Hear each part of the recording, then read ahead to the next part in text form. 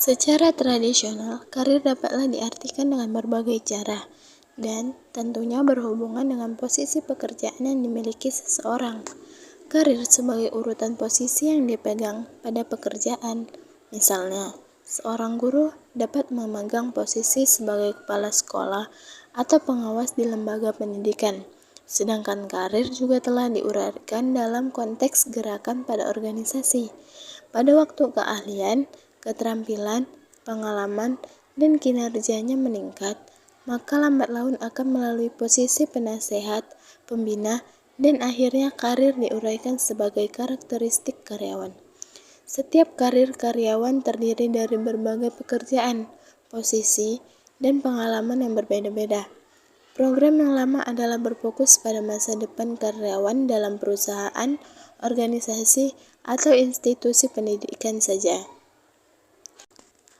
Namun saat ini, realitas yang dihadapi adalah hampir semua orang harus memahami perubahan tempat bekerja beberapa kali dalam masa kerja mereka.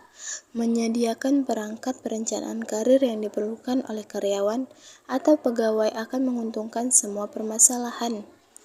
Perangkat ini memberikan perspektif yang dibutuhkan oleh karyawan untuk memahami pilihan karir yang paling sesuai, dan selanjutnya orang tersebut dapat mengembangkan keahlian yang dibutuhkan untuk kemajuan karirnya. Hal ini membuatnya lebih aktif dan berupaya untuk mencapai kesuksesan karirnya. Hal ini didasarkan bahwa perencanaan dan pengembangan karir merupakan proses yang tenang dan hati-hati di mana seseorang menjadi sadar akan atribut yang berhubungan dengan karir pribadi dan rangkaian tahapan sepanjang hidup yang berkontribusi kepada pemenuhan karirnya dari kegiatan-kegiatan manajemen SDM tersebut. Harus diperoleh sejumlah tenaga yang berpotensial dengan kualitas terbaik.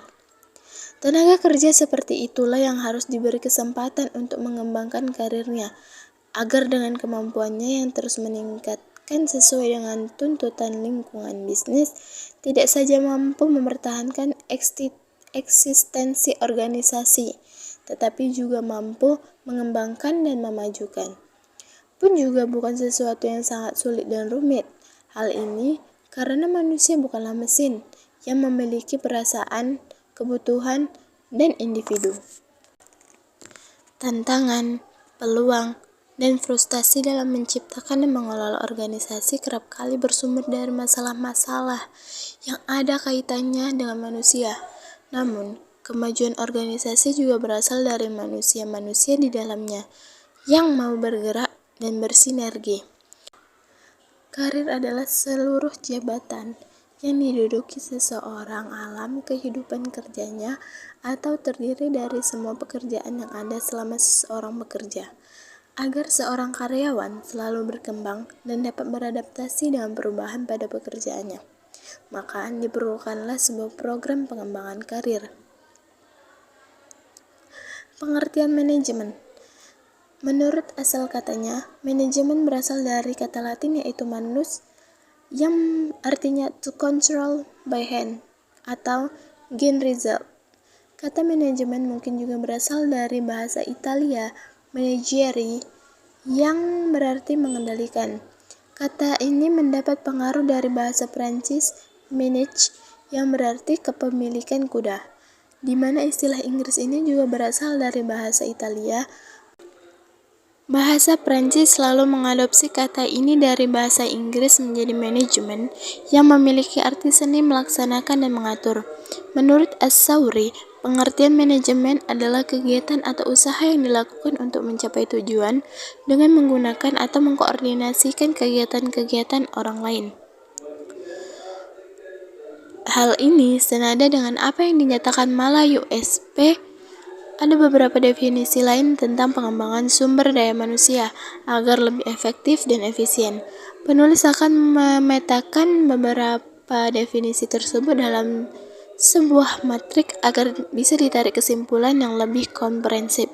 Program yang khusus dirancang oleh suatu organisasi dengan tujuan membantu karyawan dan meningkatkan kemampuan, pengetahuan, dan memperbaiki sikapnya.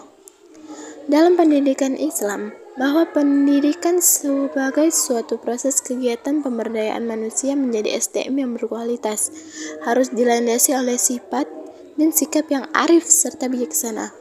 Pelatihan adalah suatu proses pendidikan jangka pendek yang mempergunakan prosedur sistematis dan terorganisasi. Pegawai non-manajerial mempelajari pengetahuan dan keterampilan teknis dalam tujuan yang terbatas. Pengembangan merupakan suatu proses pendidikan jangka panjang yang mempergunakan prosedur sistematis dan terorganisasi yang pegawai manajerial mempelajari pengetahuan konspektual dan teoritis untuk mencapai tujuan yang umum. Sisi waktu dan tempo menjadi kunci dalam membedakan keduanya. Yang satu berorientasi jangka pendek dan lainnya untuk jangka panjang. Oke, sekian dari saya Arida Salsamila. Semoga bermanfaat. Wabillahi taufiq wal hidayah. Wassalamualaikum warahmatullahi wabarakatuh.